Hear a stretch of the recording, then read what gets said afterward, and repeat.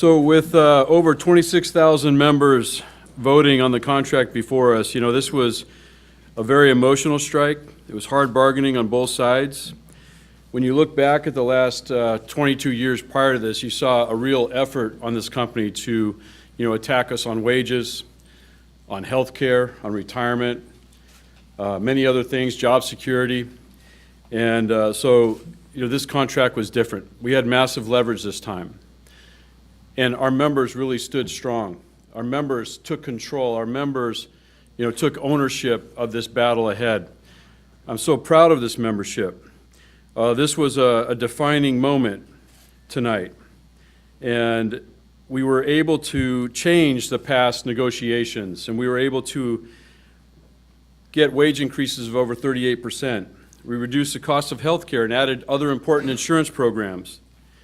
We secured a commitment for the next airplane program. We got commitments on jobs for our facilities and maintenance to maintain the headcount, and we made many other improvements. Tonight, our membership voted to accept this contract by 59%.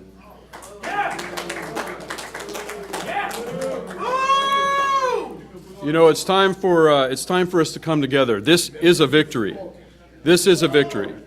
We can hold our heads high. We all stood strong, and we achieved something that we hadn't achieved for the last 22 years.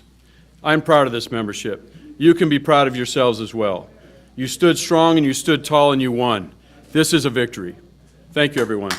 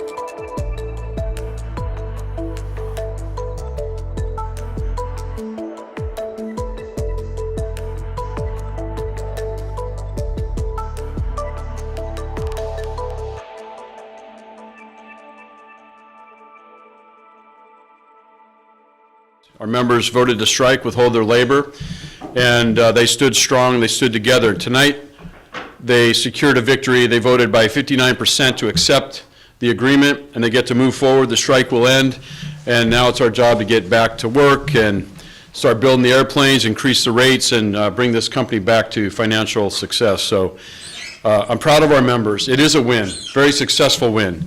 They achieved a lot, and we're ready to move forward. So gladly take any questions if you got any. John, two questions. You said 26,000 people voted? Over 26. That seems like a low percentage.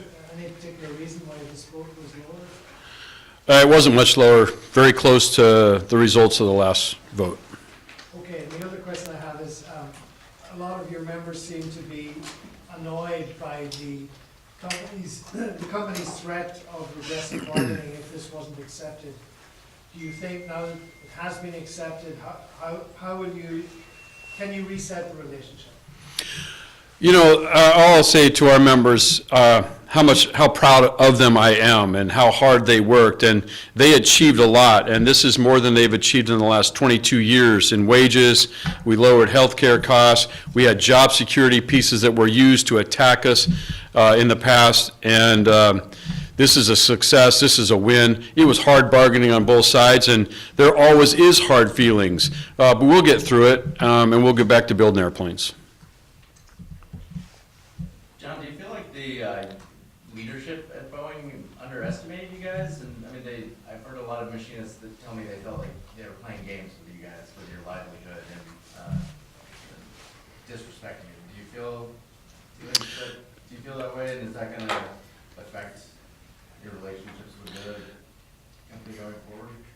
Well, I feel that in any situation where you have hard bargaining, as I discussed, you know, we're using our leverage to maximize the pressure on this company so that we can achieve great things, and we did.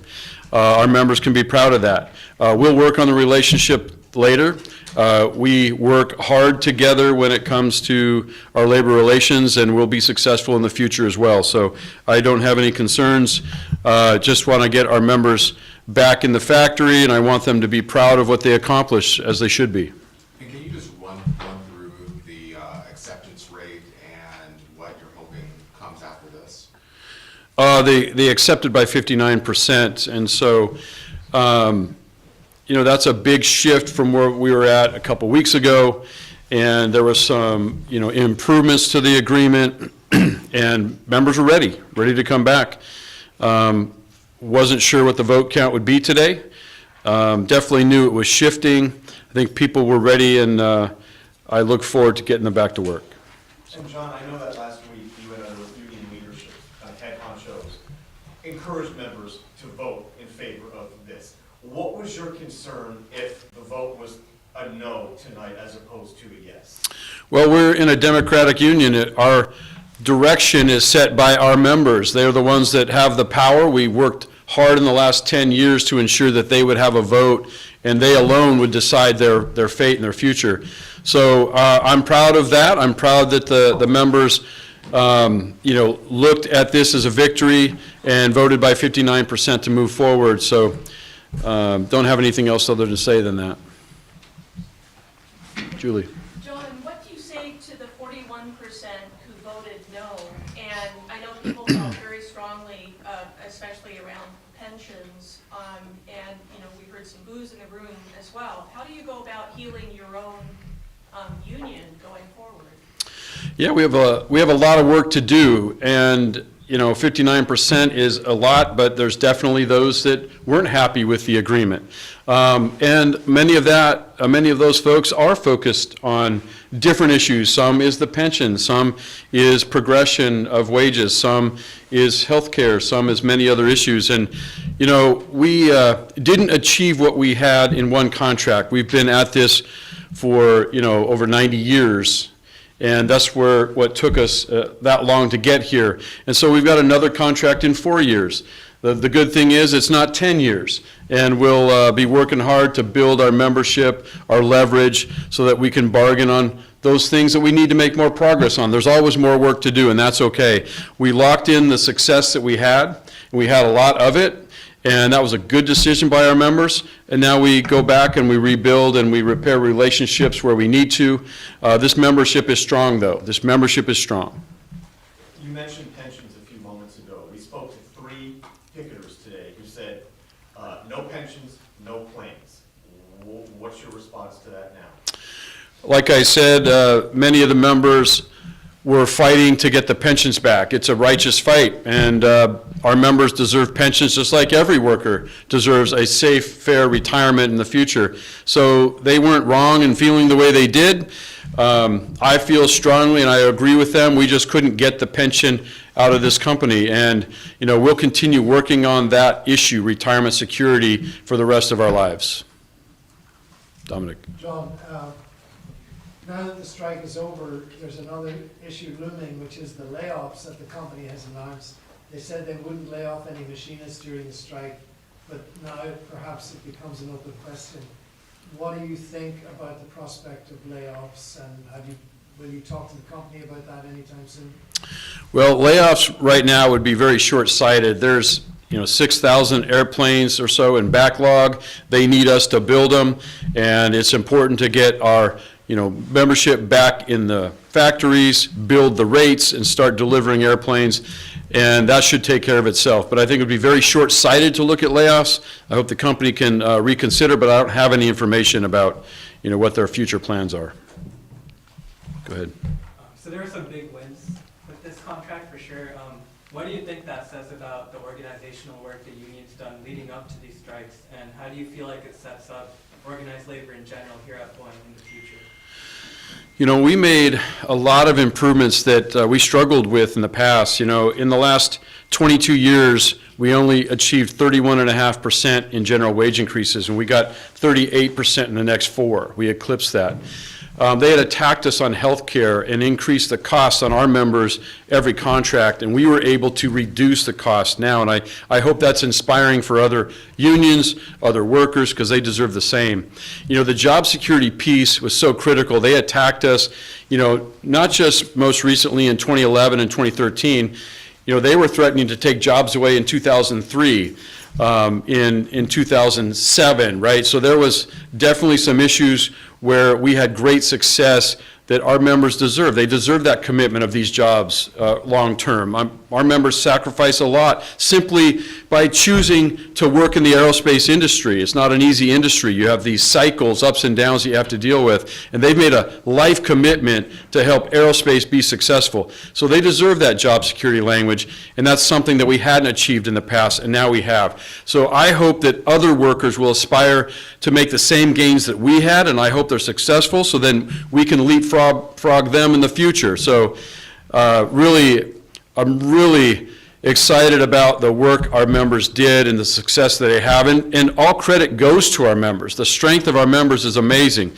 I'm proud of them, and they deserve every bit of success. Thanks. You got the company to commit to build the next airplane here. A little bit of doubt, because it may be beyond 4 years, but how do you feel about getting that commitment? Well, it's amazing. We've never gotten that before. They'd never given us a commitment for an airplane program before it's launched, before it's designed. And so if it doesn't launch in this next 4-year period, then it's still in our contract, and we fight for it next time. If they try to take that away, then we have the power to keep it because our members are strong. So the battle is getting it in the contract in the first place. Yeah, sorry, just to clarify, in 4 years, they could come back with a proposal saying we want to take that out of the contract? Well, I'm not going to focus on that, Dan. I'm going to focus on, well, I'm going to tell you what I'm going to focus on, Dan. We secured that in our contract today, and we'll fight for it in the future if we have to. So, But it doesn't sunset. go ahead, John. Yeah, how do you feel about the relationship with Kelly Ortberg right now? He's new. He's got a lot to learn, and we'll be open and available to try and help with our membership, get up to speed. We've invested millions through our Machinists Institute to help train the next generation of workers. I think that'll be a great value, not just for the Puget Sound area, but for Boeing and for all of aerospace. So we'll work on that relationship as we go. And you've worked with other Boeing CEOs in action over the last several tenures. How does Ortberg compare? What have you learned about him and how he approaches the company right now? Well, the relationship is new, and I hear a lot of good things about his abilities within operations and engineering. I think that was, a great move for the company. I think that's a positive move, and, I've got more to learn, and we've got to build that relationship, and we will. Yeah. All right. When does planning start for 2028? Tomorrow.